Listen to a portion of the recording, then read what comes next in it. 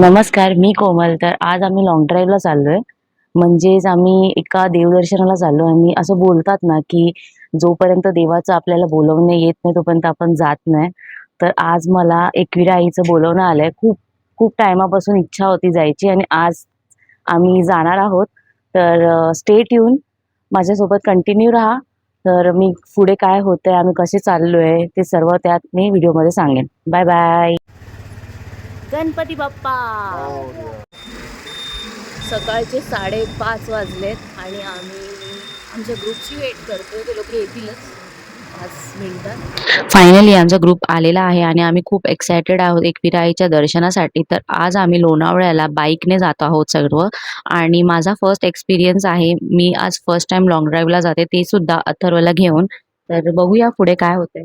आम्ही निघालो सर्व आणि मध्येच आमची चुकामुक झाली, तर आम्ही त्यांची वाट बघत होतो.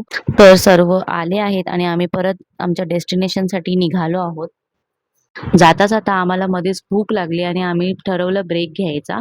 तर चहा आणि नाश्त्यासाठी आम्ही थांबलो. तर तिथे नाश्ता वगैरे करून आम्ही आमच्या परत डेस्टिनेशनसाठी निघालो.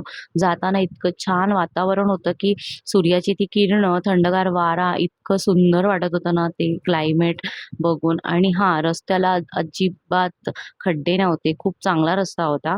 तर आम्ही आमच्या फायनली डेस्टिनेशनपर्यंत आलो आहोत. पण इतकी गर्दी होती ना, कारण इथे आता एकविरा आईची जत्रा सोहळा सुरू आहे.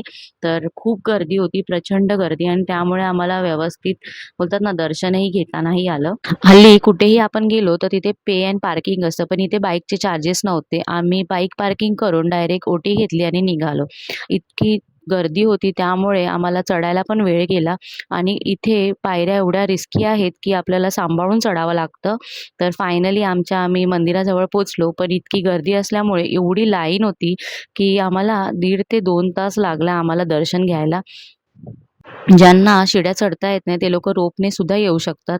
आणि हो, काही व्यक्ती असे होते ज्यांच्या अंगात देवीचा वारा आलेला आणि ते लोकं असे आवाज करत होते त्याने मुलं खूप घाबरत होती आणि आम्ही सुद्धा घाबरत होतो. पण तरीसुद्धा आम्ही फुल एन्जॉय करत आमचं दर्शन घेतलं. फायनली देवीच्या मंदिराजवळ एकदम जवळ पोहोचलो होतो. पण तिथे आम्हाला कॅमेरा अलाउड नव्हता. त्यामुळे मला व्हिडिओ शूट करता नाही आलं. पण नेक्स्ट टाईम बघेन जर मी परत कधी जाईन तर नक्कीच मी व्हिडिओ पोस्ट करेन. गर्दी असल्यामुळे आम्हाला व्यवस्थित दर्शन घेता नाही आले आणि मध्येच आम्ही थोडंसं फोटोशूट वगैरे करून घेतला आणि अशा प्रकारे आमचं दर्शन झालेलं होतं. इथे गड किल्ले सुद्धा आहेत, पण आम्ही गेलो नाही कारण खूप गर्दी होती. तर आम्ही इथे शॉपिंग करायला आलो आणि देवीच्या मंदिरापर्यंत इथे दुकानं आहेत, तर आपण ओटी वगैरे वरती सुद्धा घेऊ शकतो.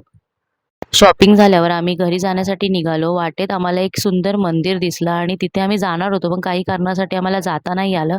पण नेक्स्ट टाईम आम्ही नक्कीच त्या मंदिराला व्हिजिट करू. इतकं सुंदर शंकर भगवानाची मूर्ती होती, की असं वाटत होतं तिथूनच आम्हाला आशीर्वाद देत आहेत. खूप छान मूर्ती. तर आजचा एक्सपिरियन्स आमचा खूप छान होता. तर भेटूया पुढच्या व्हिडिओमध्ये. तोपर्यंत बाय बाय.